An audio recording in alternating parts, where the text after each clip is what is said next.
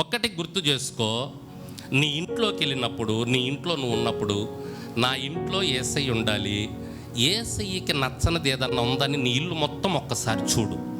యేసయ్యకి నచ్చనిది ఏదన్నా ఉంటే అది తీసేసుకో దయచేసి. యేసయ్య నీ ఇంట్లోకి వస్తాడు. స్తోత్రం. ఇక అంతే, ఇక నేనేం చెప్పక్కర్లా దాని గురించి ప్రత్యేకంగా. నీకు తెలుసు, నాకు తెలుసు, మనకు తెలుసు.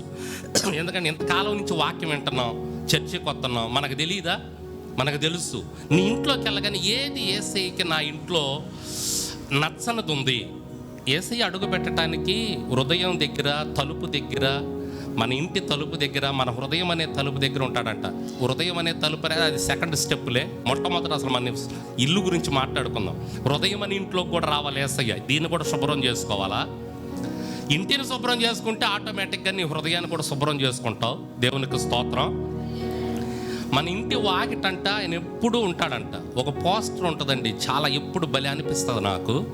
యేసయ్య తలుపు కొడుతున్నట్టు మీరు చూసారో లేదో కానీ ఒక పోస్టరు మీరు గూగుల్లో కొట్టినా కూడా వస్తుంది. యేసయ్య తలుపు కొట్టినట్టు ఉంటుంది, తలుపు దగ్గర నుంచొని. చాలా బాగుంటుంది. ప్రతి ఇంటి దగ్గర ఆయన అలాగే తలుపు కొడతా ఉంటాడంట. ప్రతి ఇంటి దగ్గర నుంచొని తలుపు కొడతా ఉంటాడంట. నన్ను లోపలికి రానివా? రా ప్రభు అంటే రాడు ఆయన.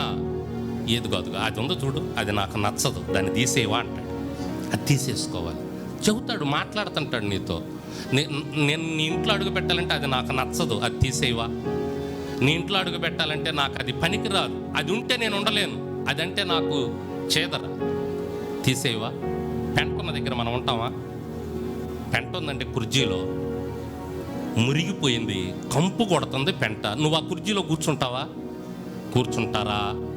మీరు చర్చిలోకి రాగానే మీరు కూర్చున్న కుర్చీలో పెంట ఉందనుకోండి, ఎన్ని తిట్టుకుంటారు మమ్మల్ని. ఏం తిట్టంటే కుర్చీలు వేసారని. మరి నీ ఇంట్లో పెంట లాంటి పాపం ఉందనుకోండి, ఆయన అడుగు పెడతాడు యేసయ్య. యేసయ్య అసలు వస్తాడా? నాకు నచ్చదమ్మా, దాన్ని తీసేసే. నాకు నచ్చదయ్యా, దాన్ని తీసేసే. అది తీసే, అది నాకు చిరాకు, దాన్ని చూస్తే ఆ వాసన నేను తట్టుకోలేను, ఆ పాపాన్ని నేను తట్టుకోలేను, తీసే అంటాడు. కాబట్టి మీరు ఇప్పుడు ఇళ్ళకెళ్ళిన తర్వాత మీ ఇంట్లో చూసుకోండి చుట్టూ ఒకసారి. నీ ఇంట్లో యేసయ్యకి నచ్చనిది ఏమన్నా ఉందేమో దయచేసి దాన్ని తీసేసుకో. స్తోత్రం చెప్పండి. ఏదైనా సరే, అది ఎంత విలువైనదైనా, చిన్న నలుసైనా. మన ఐక్యనగర్లో సుశీల్ అన్న వాక్యం చెప్తా, చిన్న నలుసే అని మనం సింపుల్గా చూస్తాం, కానీ అది కంట్లో పడినప్పుడు తెలిసిద్ది దాని విలువ. చిన్న నలుసే, చిన్నదే, కానీ కంట్లో పడితే ఎలా ఉంటుందండి? ఎంత ప్రాణం తీస్తుందో మనల్ని. చిన్నదే, గుండు సూది, అసలు కంటే కనపడదు, సన్నగా ఉంటుంది, కానీ కాల్లో గుచ్చుకుంటే అప్పుడు దాని విలువ తెలుస్తుంది.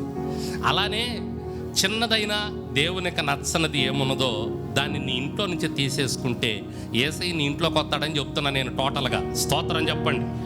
ఎంతమందికి అర్థమవుతుందో నేను చెప్పేది. మీరు ఇంట్లోకి వెళ్ళి అవి చూసుకోండి ఒకసారి.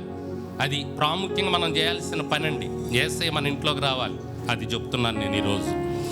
నీ ఇంట్లో యేసయ్య ఉంటే నువ్వు బట్టలు తెచ్చుకున్నా తెచ్చుకోకపోయినా, పిండి వంటలు వండినా వండకపోయినా, నగలు కొనుక్కున్నా కొనుక్కోకపోయినా, ఏం చేసినా చేయకపోయినా, దేవుడిచ్చే ఆశీర్వాదం, సంతోషం, సమాధానం, ఆరోగ్యం నీ ఇంట్లో, నా ఇంట్లో, మన ఇంట్లో ఉంటాయి. దేవునికి స్తోత్రం.